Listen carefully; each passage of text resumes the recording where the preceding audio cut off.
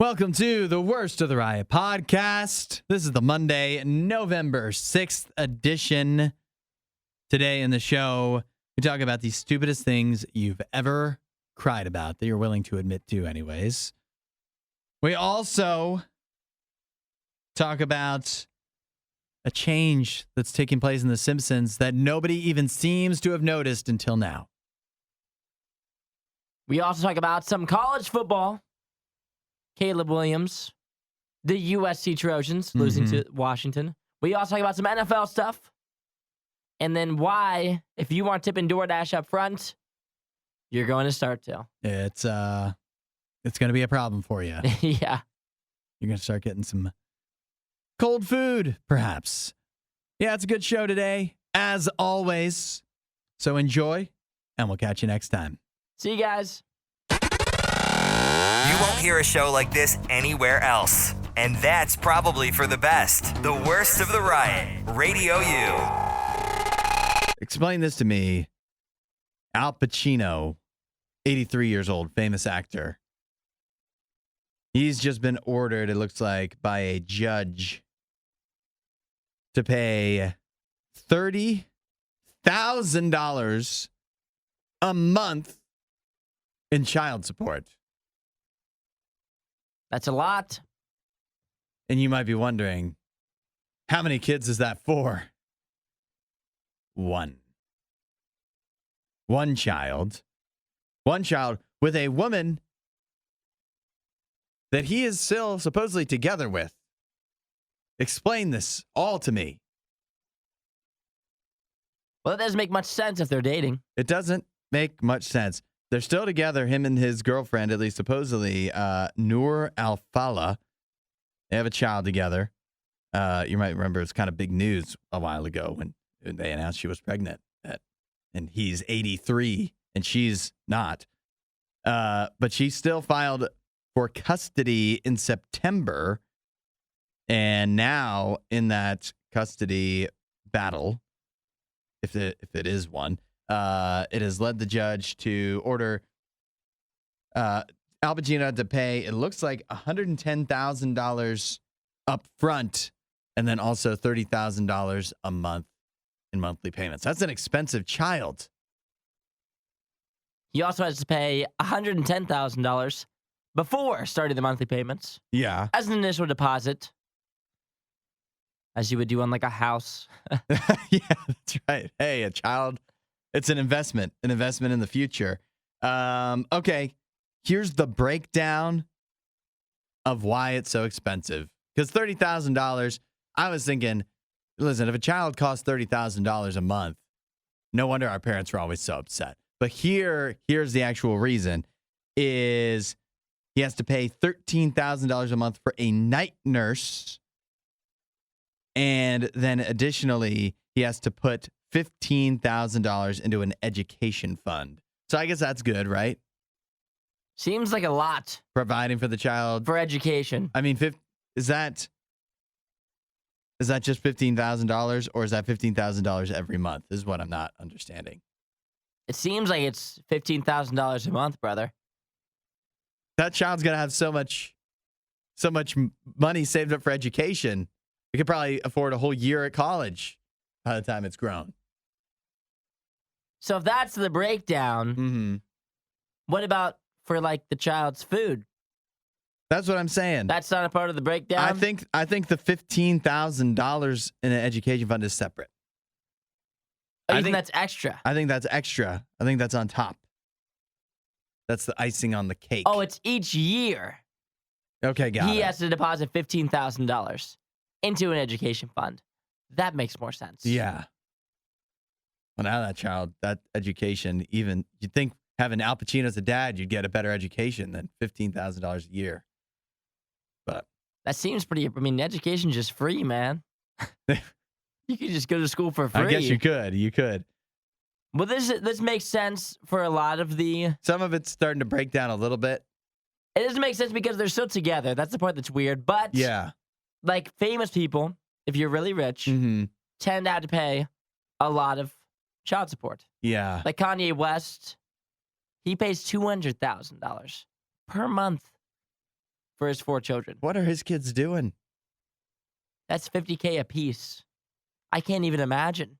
I guess it's good to know that just because you're a celebrity doesn't mean you can just get off the hook, have a child, and then just ditch him, But also, Al Pacino hasn't ditched it all yet.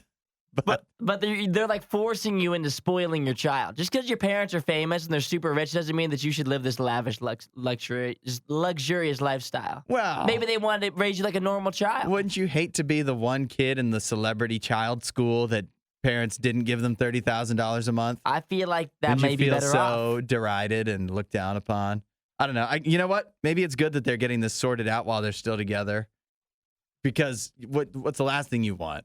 They break up, and then the child has to go without for who knows how long while they sort things out in the courts. Just get it done while you're still together, while you're still happy with each other. The only thing Isaiah loves more than the riot is himself. Someone who probably still lives with his mother and hates himself. You're listening to The Riot on RadioU. How do you think you're recovering from daylight savings time? I'm doing pretty good. Yeah, you think you're doing good? I have all my clocks changed, Uh-huh. so there will be no confusion for me. Yep. That's a good start. How many people do you think, what percentage of people, I don't have this number, just didn't even notice that yesterday because your phone, everything just automatically switches Changes. now. How many people just didn't even realize that it was daylight savings time? I'm sure there's a couple. Yeah, A handful in every There's group. got to be a decent amount of people, either that, just because their phone said it, or they're just totally out of it. They're just kind of oblivious to it all. You ever heard this, though? You ever heard it called daylight cravings time? I like that name. Apparently, with the change in clocks also comes a change in your eating habits. And now it says that 79% of people report having more nighttime food cravings after we switch the clocks forward. That's 4 out of 5 people. You ever experience daylight cravings time? I don't normally track my snacking Uh-huh. at nighttime, but I would say pretty much what they're saying is since it gets darker earlier, Yeah. people are more likely to snack when it's dark outside. I don't know. For me, I don't know if that's true, but sample size of one night yesterday, I did have a couple pieces of Halloween candy that maybe I wouldn't have ordinarily had.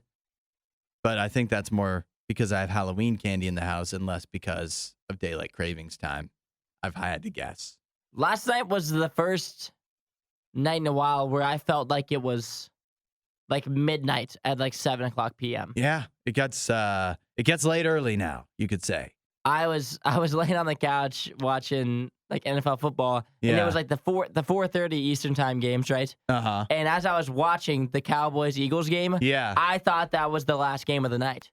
I was convinced yeah? it was the night game It was dark when it ended. because I went to and dinner. it had been dark. Yeah, I went to dinner at like 5:00, and it was dark outside, which is the worst. Yeah. And then got out of dinner, went and grabbed myself a little snack from Speedway, a drink, Mhm. and then came back and was watching football on the couch, and I was like, it feels like it's time for me to go to bed. Yeah. But it's only 6:15. Well, you know what it could be for us? This survey might not work on us because before daylight savings time, we go to bed so early to wake up so early for this that we don't even have time to have nighttime food cravings because we just go to sleep almost as soon as it gets dark. But now there's so much nighttime, here's something surprising me too. Talking about daylight savings time, you know the top thing people do not like about it apparently. What? It's not that it gets dark early. It's that it gets bright too early. Why would that be an issue? Why would it bother you? Maybe they want to sleep in, I guess. I guess so. It must be nice. I would much rather take it being bright earlier Yeah. than the actual getting dark early. Yeah, it could. I mean, the sun could come up. And I say this whether I worked here or not. Like on the weekends, you think I don't sleep after the sun comes up on the weekends? You're out of your mind. But 68% of people, that's the top thing they do not like about this time of year. out of their mind. Everybody prefers it being brighter after 5 o'clock. Yeah. We're not sure who behaves worse, the Riot or their dogs. I don't even know how to behave like a real human being. The Riot, Radio U. Is it too early to start thinking about Christmas vacation yet? I think now's the time if you want to take a true vacation. If you want to go somewhere? If you want to get on an airplane, Why you're probably running even a little bit behind at this point. Why do you say that? My family scheduled a Christmas trip. Uh-huh. We're heading down south for the winter, Nice. and it has been a whole fiasco. Not only because like the flights and whatnot are expensive, Yeah. because it's right around Christmas time, and we're going like the week of Christmas. Christmas is on a Monday, Mm-hmm. and we're going down like Sunday through Friday, right? And so Yeah, just that's like the week of. prime travel time. Oh, too. yeah. That Sunday, you're not going to be alone on that flight. And so we all getting our flights together and whatnot. We got the whole family going down. Yeah. Do you all book separately? We had one group of the family book one flight, and then another part of the family book another flight, right? So we Okay. get 2 flights total. Yeah. One leaves Sunday morning, one leaves Sunday night. The part of the group that booked Sunday night was Spirit. Ooh. They canceled our flight via email. Like probably 3 weeks after we placed it. Uh-huh. And it was even unbelievable that we even saw the email. Yeah. Because, I mean, the emails just come in, you just let them go, Mhm. right? And Yeah. in Spirit Oh. and all the airlines are always emailing you, oh, we have this deal, travel Yep. time, whatever. Mm-hmm. Mm-hmm. And so my family got this email from Spirit. Somebody thankfully spotted it. They said they had to cancel our flight. Yeah. And what do? They say, no flights. There's no more flights Mm-hmm. down there that day. And we're also going to give you all your money back That's in nice of Spirit them. credit. Oh, no. They can't do that. Isn't Can that they? ridiculous? That is ridiculous. I want to you canceled And the then- flight. And then listen, they canceled it, and they said, and you know what? We're going to give you 3 months to rebook. I'm like, what? 3 months to rebook, and they give it back to you? Yeah. That seems like that should be illegal. Yeah, let me rebook my Christmas plans for March. Yeah, exactly. And Yeah. it's not like there's another flight that day that we can just take with Spirit. Yeah. Going to that same place. No, there's no flight going there. You think if you raise a ruckus, you think if Spirit hears this now, if you drag them on Twitter, that usually seems to do That something. works. I think that works for other airlines. I think nothing works for Spirit. Yeah. I think that there's a way, like a roundabout way, where we can get it back in like just like an actual full refund. Mhm. But I think we have to go through like the applying process for that. Mm. I'm sure the Spirit points are probably much more convenient for them Yeah. Oh, definitely. than giving us our actual money back. But so if you have scheduled, we were able to reschedule another flight. Obviously more expensive. Oh, so you've already got booked another one yeah. because the rest of the on family's a still more going. reputable airline. I hope. Yeah, I think we're taking. I don't know which the other one that we booked is, but because the other part of the family still had their ticket. Yeah. and we have our flight back still, Mm-hmm. but yeah. no flight there. So we had to rebook no matter what. And at the end of the day, there was no stopping. You know, you're saying to me that you should book your holiday travel plans now. What this is telling me is you should wait. You should wait till you're ready to go. Because in the meantime, they can just jerk you around for the next 2 months. Oh yeah, So instead, why give them that satisfaction But it's- and plan a bunch of stuff that might not work out anyways? You might as well just show up at the airport on Sunday, December 24th, and just go where they'll let you. and it is. I'll tell you this much too. If you want it to be less expensive, you are about a week behind. Yeah, you're too late on that. Carl says they are obligated by federal law to reimburse your payment method. Carl, give There him you a ring go. for me. Carl's on the case. Under Isaiah, if you could get that money back for us. Yeah. Add a little Riot to your Instagram feed. Follow at RadioU Official. The Riot. Radio U. Big weekend in college football. We were very excited going into the weekend because there was a lot of marquee matchups, a lot of dangerous games for the top teams that thought they had a chance at the college football playoff.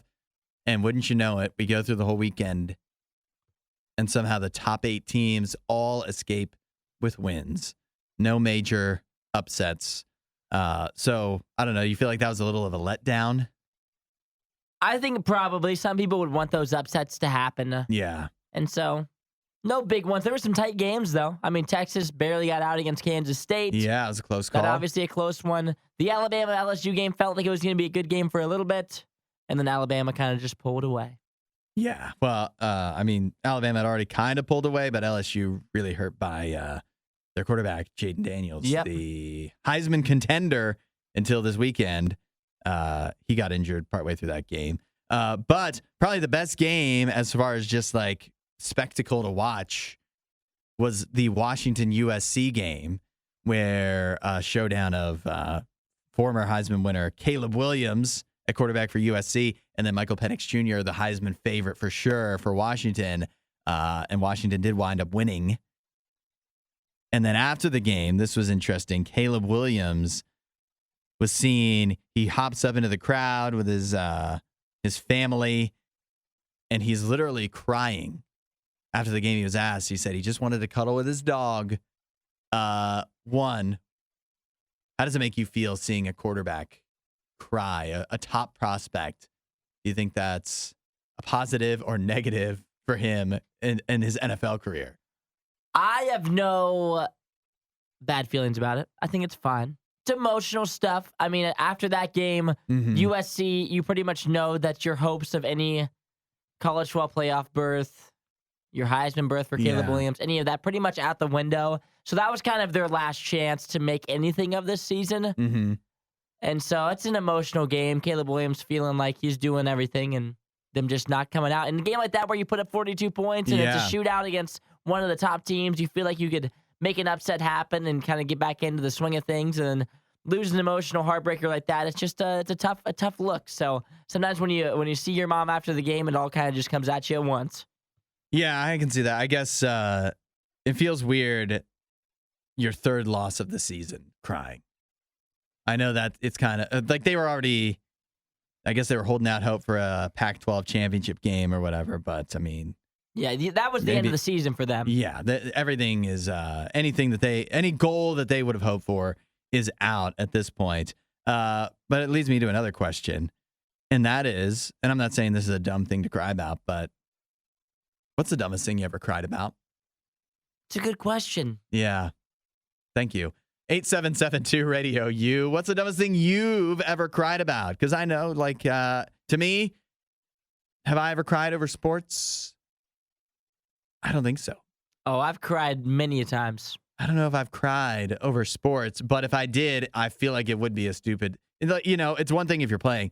To me, if I was going to cry because the Packers won or lost. I never cried. I mean, actually, no, I cried watching a game before when I was like 7 and Ohio State lost. Yeah. In the national championship against Florida. I remember it like it was yesterday.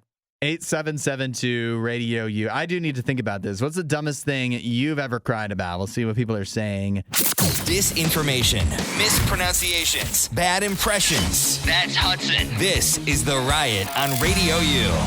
Over the weekend, USC, they lost a big game to Washington. They now dropped to, that's their third loss of the year. And at the end of the game, their quarterback, Caleb Williams, was seen hopping into the crowd with his family and crying after the loss. Not saying that that's necessarily a dumb thing to cry about, but it does make me wonder. It started making me think about crying about sports. And if I did that, I would feel dumb, even if it's emotional. But what's the dumbest thing you've ever cried about? 8772 Radio U. Isaiah, what's the dumbest thing you've ever cried about? The last time I can think of myself crying in a dumb way, my 5th grade birthday party. Some of my friends wouldn't go to sleep. And it all came over me at once. Oh, yeah, we talked about that recently, didn't we? We were talking about birthdays. Yeah. Birthday parties. Good one texted in here from Brianna, who says the dumbest thing she's ever cried about, she spilled her iced matcha latte. She said it had been a long day, and she was really looking forward to it. But the good news is there's a silver lining to this dark cloud, and that is once she got her emotions together, she got another one. So she still ended with a smile on her face. Pulled herself together. Yeah. I was thinking for me, and whenever we do the box office breakdown, I'll probably mention this too. Me and my family, we recently watched the first 2 Toy Story movies. The second Toy Story makes me cry. The second one? The second one, the part where Jesse, and it's a song, and it's like, oh, when yeah. somebody loves you. Yeah, I tear up. I tear up at that every time. So would you say that's a dumb thing to cry about if you cried about it every time? It's assuredly dumb. It might not be. Then why do you keep on doing it? It's actually dumber every time. The first time maybe is okay. Repeatedly, it just gets more and more dumb as you go along. I was trying to think for me. I don't think, going back to sports, I don't think I've ever had as invested as I've been in sports. I don't think I've ever cried over a loss. And at this point, it's been so long going back to imagining like a big win that I don't think I've ever cried over a win either. The Red Sox or the Packers winning the Super Bowl. Now, you tell me this year, if Aaron Rodgers comes trotting out and hops on the field and leads the Jets to a Super Bowl, I might cry. I can see it already. I might cry well, thinking about it. it's a good thing we don't have to worry about that. Yeah, I'm trying to think back. I cried when I was probably I guess I was 9. Ohio State lost to Florida. Since then, I haven't cried watching a game. This is a good one from Eddie. Once when I really had to study for midterms, my roommates went to get McDonald's. They asked if I wanted to go, but I really couldn't lose study time. Once they left, I cried because I really wanted a cheeseburger. Oh, Eddie, they could have brought it back for you. Yeah, that's right. Also, how much are you really losing in that study time, you know? Regina says I cry over movies all the time, but I don't think that's dumb. I don't think it's dumb to cry at some movies. This is a good one. She said, I do think it's dumb to cry at Toy Story 2 over and over again. It was crying when Chris Daughtry was eliminated from American Idol. I put signs on my backpack and everything ranting against the unfair elimination. That's amazing. That was an unfair elimination. This one here from Arnold. One time I was having a really rough day. I was walking by a lake and I saw a mama duck with only one baby duck and realized the other baby ducks must have died. Well, that's sad. That is sad. It's like crying in a sad TikTok. You don't know that that's the case, though. Right? No, you know. No. That is sad. This is a good one. Jesse said, when I was 13, I cried to the episode of SpongeBob where Gary leaves SpongeBob for Patrick. Oh, no. That's a sad one. The only thing Isaiah loves more than the riot is himself. Someone who probably still lives with his mother and hates himself. You're listening to The Riot on Radio U. I don't know if you've seen, but DoorDash has instituted a new policy where they are now going to essentially deprioritize orders that don't come with a tip up front. So if you put your order in and you don't just add in a tip when you put the order in, they are going to deprioritize that. They may deprioritize that, and so your order may take longer because you refused to tip before the order arrived. So you can see the big debate, right? Some people think this is fair. Some people think it's not fair. Isaiah, I want to know from you. What do you think? I'm not much of a DoorDasher. Yeah, likewise. I don't use it ever.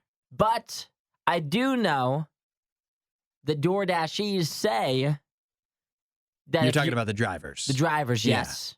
From their perspective, I've heard, I've read that, because some people will say oh, I only ordered $10 worth of food, Yeah. $15 worth of food, so I'm only going to tip a couple dollars. Where people who order $50 worth of food is going to tip this much, like you normally would tip, 20% Yeah. of however much you order. But for many DoorDashers, they say that it's just as easy to do a $50 order as is a $10 order, or just as difficult. And so they said it doesn't really matter the amount of food. It's going to be the same amount of time, pretty much the same amount of effort. Yeah. And You're just so- grabbing a bag and Exactly. driving. So a lot of people say it should be a minimum of $5 tip right away, no matter what the order is. Mm-hmm. And I think tipping off the rip is better, because if you don't tip at all, then that's just such a waste of time for them. Yeah. And some people do that. Yeah, that's what's tough. I don't want any drivers to get stiffed on tips. But any other place, and delivery driving is different, but every other place you tip after you get the service. Once it's performed and you're like, yeah, job well done or whatever. If you get really, people do this, they get really bad service at a restaurant. Then you don't tip. Yeah, they don't tip. I guess I don't even know if I love that as your way of lashing out, but at least that makes sense. At least you have a reason. If you get your order, like it just feels like a self-reinforcing cycle that if you don't tip up front, you're going to get your order. It's going to take longer. Then you're going to be less inclined to tip anyways because you didn't get your food as hot and fresh as you wanted it to be. And so, I don't know. I feel like the tip, what is the purpose of the tip? Is it to incentivize people to do their job well? Or is it to do their job in general? Yeah.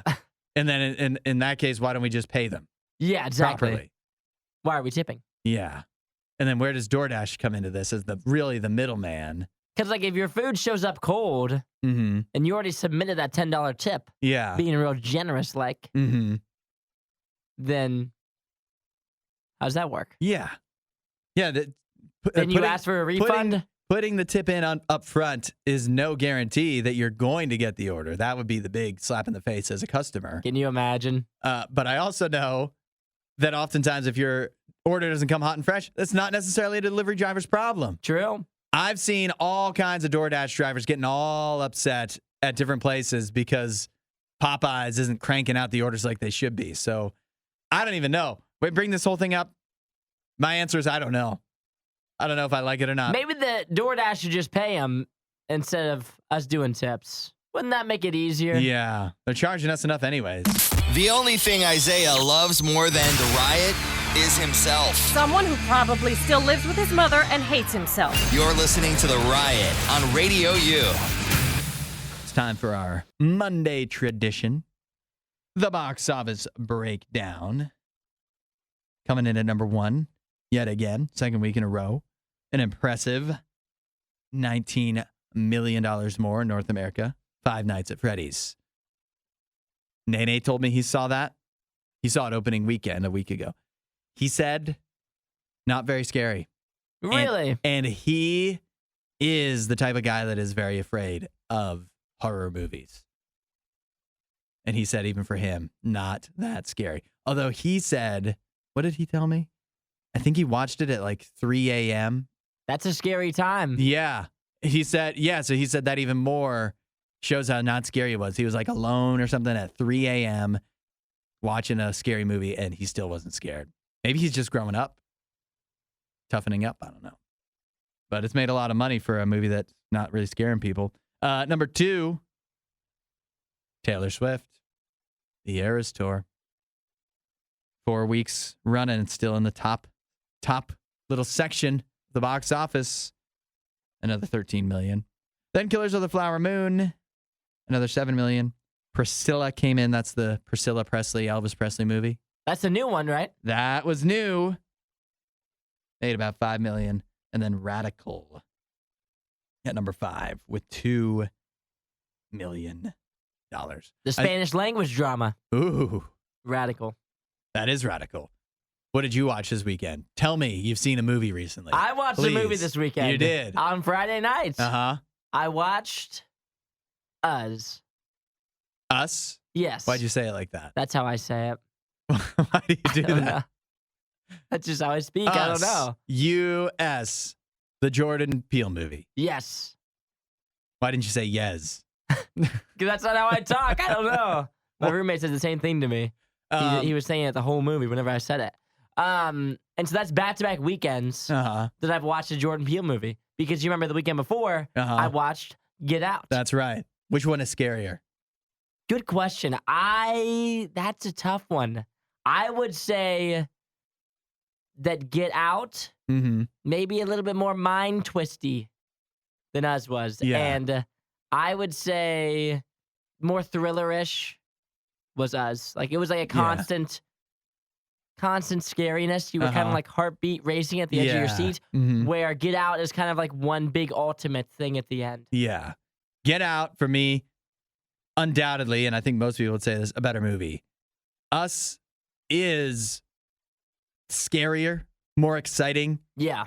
Also stupid.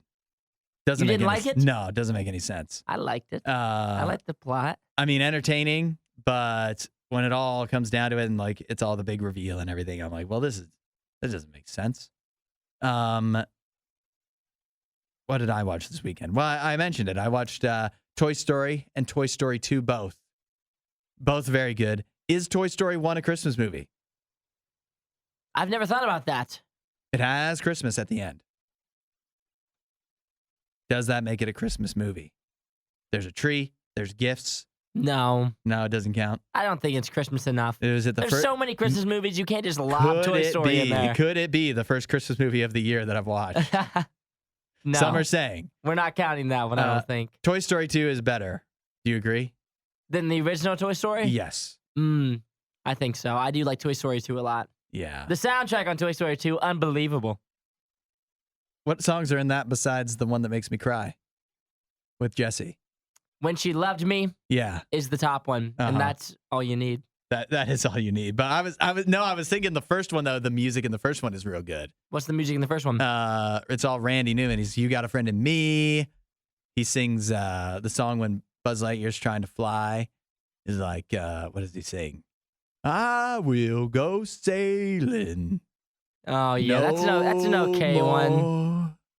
It's an okay one. And the Strange Things song. That's a good song. You want me to sing that one? The only thing Isaiah loves more than the riot is himself. Someone who probably still lives with his mother and hates himself. You're listening to The Riot on Radio U. Our case today comes at us revolving around the classic cartoon, The Simpsons, where in a recent episode of The Simpsons, Homer acknowledges that he will no longer strangle Bart. One of the longest running things you can remember. Literally, for 31 seasons, Homer would strangle Bart and go, "Why, you little?" But now no longer. You want to hear the setup of how they've kind of ditched this? Set me up. In the recent episode, Homer and Marge meet their neighbor Thayer, whoever that is. They shake Thayer's hand, and Thayer says that Homer has a strong grip. Homer says, "See, Marge, strangling the boy paid off." And then adds, "Just kidding. I don't do that anymore. Times have changed." Turns out Homer, it looks like it's been about 4 seasons now of The Simpsons since he last strangled Bart. My question is, you be the judge. Is it right or wrong for them to have Homer no longer strangle Bart? I think that if it's been 4 seasons and it's just kind of coming out now in the news that he hasn't noticed. done it, nobody's noticed. But it is a long-running gag of the show. Gag, I get it. He's done it over 100 times. And it's not like, this is the other thing, too. It's not like they only air new episodes. Yeah, there's still plenty of episodes floating around of And they 31 seasons worth Yeah, they air of him every strangling day. Bart. Yeah. Because it's not like they're just playing the new ones.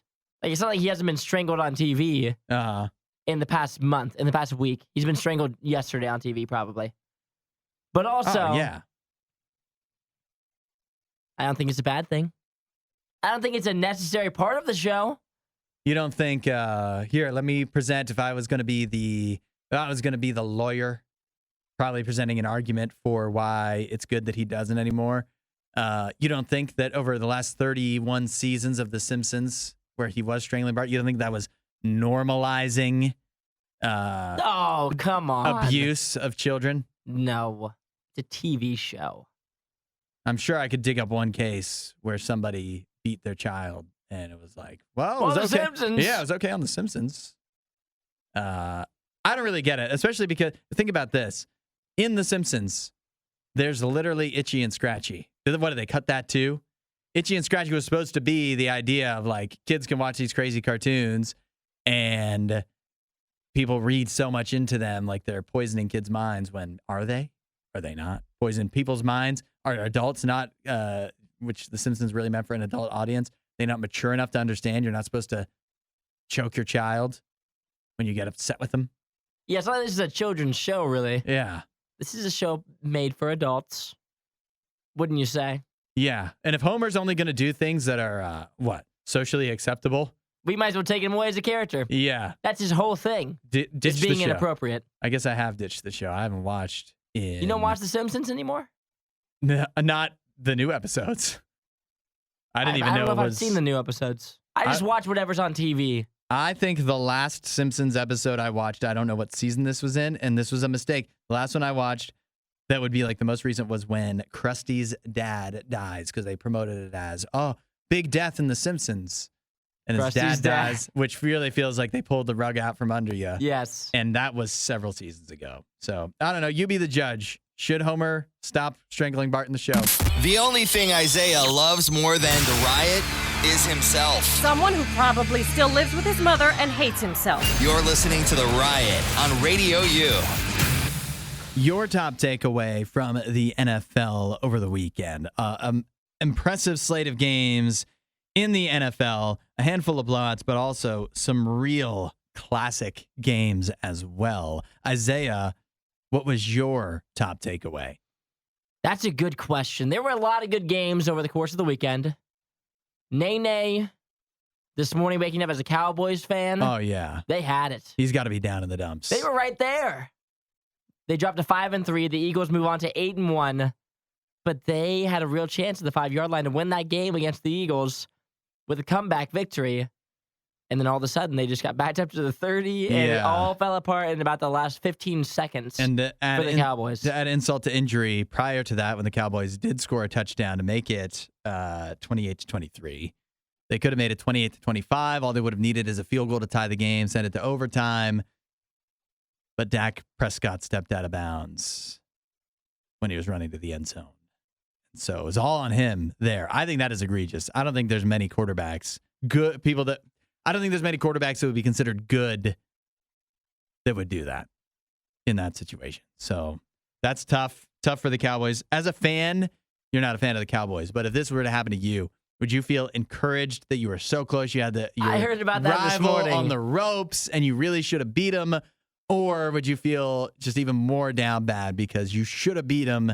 This was your shot. And now, I mean, they're not going to win the division. I heard people talking about that this morning. Was the Cowboys should be encouraged because they went to the end of the wire with an Eagles team that's one of the best teams in the league. Mm-hmm. But I watch the NFL every Sunday, and every game is a one-touchdown game. Yeah. And the good teams always win them, and the lesser teams always lose them. And so as a football fan now, I have come to the conclusion that I am no longer encouraged by close losses. Yeah. Because in the NFL, every game is so close. They are close, and there is something to be said where it just always seems, oddly enough, that teams coached by Mike McCarthy and quarterbacked by Dak Prescott always seem to. It's not the first time we've seen them come up short in a close game like this. That was a great game. Another great game was the start of the morning when the Chiefs defeated the Miami Dolphins in Germany. Surprising, too. The Chiefs got out to a 21, I believe it was 21-0. Yep. And then only won 21-14. So it got closer at the end than maybe it actually seemed if you watched it. I just feel like that encapsulates what I think I saw yesterday, which is the NFL. I split it up into tiers after yesterday. The Chiefs are in the tier of they can actually win a Super Bowl. The Dolphins are in the tier of they're a good team. They can't do it. They're not going to beat the Chiefs. They're not going to beat like these other good teams. The Bengals beating the Bills last night. They're a team that can win the Super Bowl. The Bills can't do it. Not the way they are right now. All banged up, all injured. And I don't think they're going to get healthier as the season goes on. So that's what I saw yesterday. Eagles, team that can win the Super Bowl. Cowboys, not good enough to win the Super Bowl. Cardinals team, not quite good enough. Yeah. Cleveland Brownies, 27-0. A shutout. 87 total yards. Yeah. Take me home. We're all very impressed by your shutout of Clayton Tune. 5-3. And if you don't know who that is, that's why it's not impressive. 5-3 Brownies. Send me to the playoffs. Come on. Can't wait to Ride see the wave. the Jets jump into that Super Bowl tier tonight as they defeat the Chargers on Monday Night Football. It'll be a fun game. That's a fun Monday night game. It is. Yeah, we actually got, all the primetime games this week, except for Steelers-Titans. Pretty good. Good weekend of football. What can you say? Disinformation, mispronunciations, bad impressions. That's Hudson. This is The Riot on Radio U. You're not planning a trip to Disney anytime soon, are you? Not for me. I feel like I've been a little deterred, besides by the price. I feel like I've been a little deterred on the idea of Disney because stories are coming out on Reddit talking about like some of the most twisted things you've seen go down at Disney World. One of them, multiple people reporting they've seen people of all ages pooping in line for rides. You heard me. You see why I'm deterred? That is deterring. Yes, it is. It is. Are we talking about, I assume that means adults included. Yes. But yeah. Why? And how? As an adult. I'll tell you the why. It's very simple. Because I knew it as soon as I saw, this is the quote, "I'm in the queue for Rise of the Resistance." That's one of the Star Wars rides, right? Someone let their kid take a dump on the floor and then just walked out and left it. You know why? They didn't have Fast Pass. That's a long line. You can't lose your spot because little Jimmy needs to use the potty. But then you end up losing that spot anyway. What do you mean? You're waiting there. No, you leave. You have to leave. You can't leave. That's the whole point. If you're standing in line in front of me and your child poops, you have to go. Maybe. Unfortunately, you've lost your spot in line. You just gave it up. Little Jimmy's like, "I gotta go." And Dad's like, "We've waited an hour and 15 minutes in this line, and we've got another 45 minutes to go. You gotta hold it." And little Jimmy keeps holding it until it's too late. Could also be.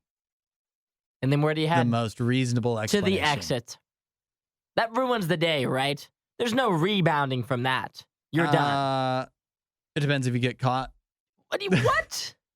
You're in line. Everybody's caught. I think if you got away with it, I know other people saw you, but did Disney see you and stop you? They got their eye on the sky. They're watching everything. If you get away with that, you feel like you have a little secret. You feel like, I'll show you, Disney. You might have bilked me out of $8,000, but you know what? I got my revenge. Pooping in line and ruining everybody else's day. Yeah. You know, everybody has to wait in that line. Right. It's not you right. think that how long that line was before? Imagine that line just shut down now. They don't shut down the whole ride. They should shut down the line, yeah. They should shut it down for at least an hour. Oh, Clean it out, air it out. Let's not be dramatic. Dramatic? What do you mean? They're just going to be like, okay, just don't mind that. Put a cone over it. Well, you clean it up, but it doesn't... Who is this they you speak of? The janitor? That's just his job now? They have 1 million employees. What do they call them? They got a name for them. And so that makes them justified to have to clean up poop? Part of the job. Apparently it is because it's something that happens. I was going to be a solutions-oriented guy for this whole thing. I think you want to revitalize, the areas around Disney because I think that's having a little bit of a downturn as of the last 15 years. Here's what you do. At all those touristy gift shops, you know what you start selling? You call them Disney diapers for all ages. You never have to leave line. Why wouldn't you just have the lines are so long anyway, and they wrap around. Why not just have a bathroom? They have vending machines there. Where one of the vending machines is, just put a porta potty there. It'll make everybody's day so much better. That would be much nicer than Disney is capable of, I think. We just put a bathroom in the middle of the line. It's all about it's a long line. It's all about the theming. That wouldn't fit with the theming. Put a cool little Disney flavored porta potty there. Yeah, porta potty, either one. You need something. The only thing Isaiah loves more than the riot is himself. Someone who probably still lives with his mother and hates himself. You're listening to The Riot on Radio U. I don't know if you saw this over the weekend, but Marvel put out a new trailer for their show Echo that's coming to Disney Plus. I know you saw it, Isaiah. You just watched it. Before I give you any other background, what were your thoughts on the trailer itself? It didn't really look like Marvel to me. I don't know if you get that same feel of it. I could see like with the series have looked a little bit different than how the movies look. But this one seemed a bit dark. It did seem a bit dark. I guess I'm glad you Very action picked up on thriller-esque. that. I don't know. Did you watch? I never remember. Did you watch any of the Marvel Netflix shows when they were going on? I did not. This is much more, to me, that's what it felt like, much more in line with that. And it sounds like that's what Marvel is going for. So here's some of the background on the new show, Echo, that's coming to Marvel. First of all, something they're doing differently they haven't done in a while, I don't know if at all, with their Disney Plus Marvel shows. They're putting all the episodes out at once. It's going to be on January 10th. All the episodes of Echo will be streaming. Secondly, it is the first Disney Plus Marvel series that is going to be rated mature. Now, I thought it seemed scarier. yeah, basing this A little more intense. purely off of the trailer, I believe that's because of the violence and not for other things that might make it rated mature. I mean, maybe language, but that's just based off of the trailer. I don't know. But the first Marvel Disney Plus series to be rated mature. And here's the big thing. They say, this is Marvel's head of streaming, Brad Winderbaum, says it is the first entry into a new series they call Marvel Spotlight, which will focus more on grounded, character-driven stories and less on overall larger MCU continuity. In other words, this show is just a show on its own that's not supposed to, it may or may not connect with other stuff happening in the Marvel Cinematic Universe, but that's not as much threaded throughout, which is a little ironic because the Echo character was introduced in the Hawkeye series. The Echo character also features, the show features Wilson Fisk from the Daredevil series, but it's not about overall MCU continuity. If they hold to that, I actually think that is very smart.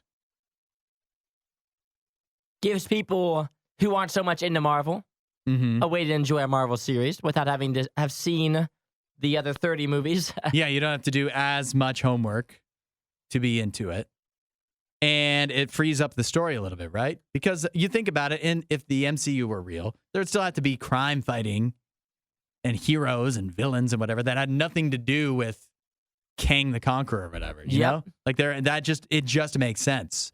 Now, in our real life world, there's any number of different heroes and villains. They don't all connect to each other. So why do they have to in Marvel? It just makes sense.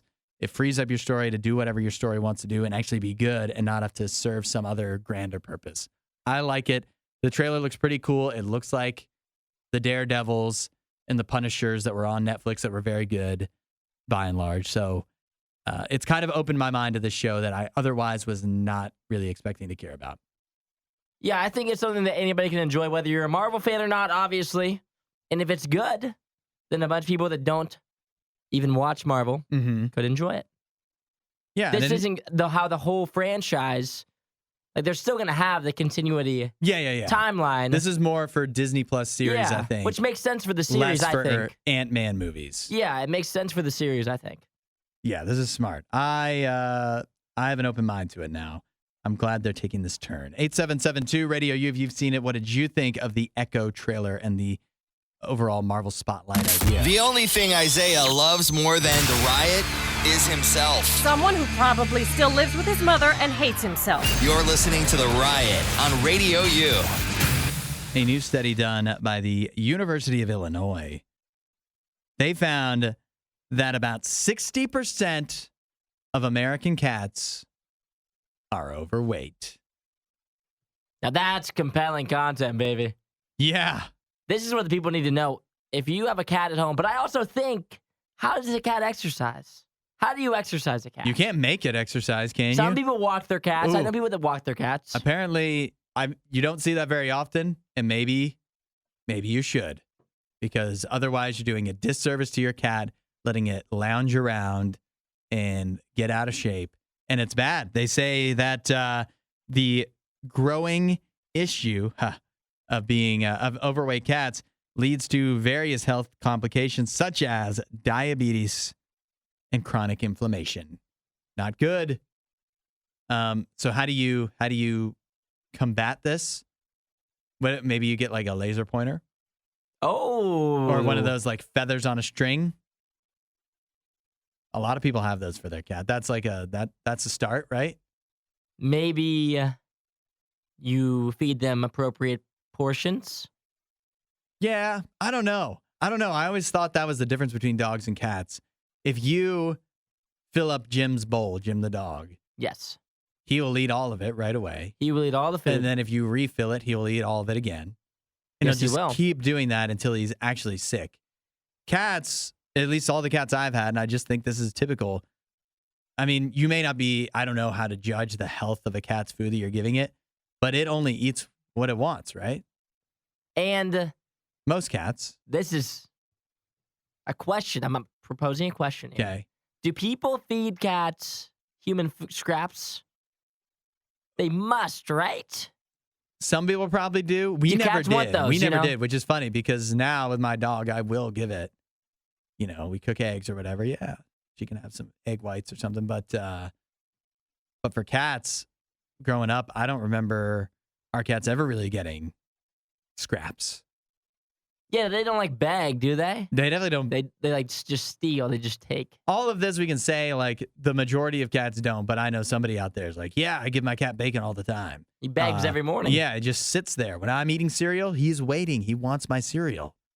There's no other way around it. So I mean, of course, there's no across the board thing. And, for almost half of people listening to this, your cat isn't even overweight, so don't worry about it. But you think if you have an overweight cat, You always know. how can you tell? They're a little fluffier. They're so furry. It's hard to judge. I hear it's all in I think for any animal, Mm-hmm. it's all in like the rib cage. What the ribs feel like. Can you feel your cat's ribs? If you cannot feel your cat's ribs, maybe a little bit thick.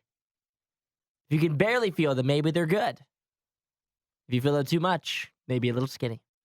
Which there aren't many skinny cats. No, definitely. I would be surprised by that. You know what we should do? We need to find like a vet expert or something to give us some actual real what do you do to get your cat in shape? But I also think the cutest cats are always the thickest ones, Yeah, that's true. Like if you got a thick boy cat that just kind of tumbles around, it's always the cutest cat. Yeah, the cat that doesn't exercise at all. Uh-huh. That just sits in your window all day. That's a cute cat. A cat that is all nimble and, lands on its feet and is zipping around. Who wants to deal with that? A little bit more intimidating. Yeah. Those are the scary cats. Yeah. Find more Riot content online. Riot.radiou.com.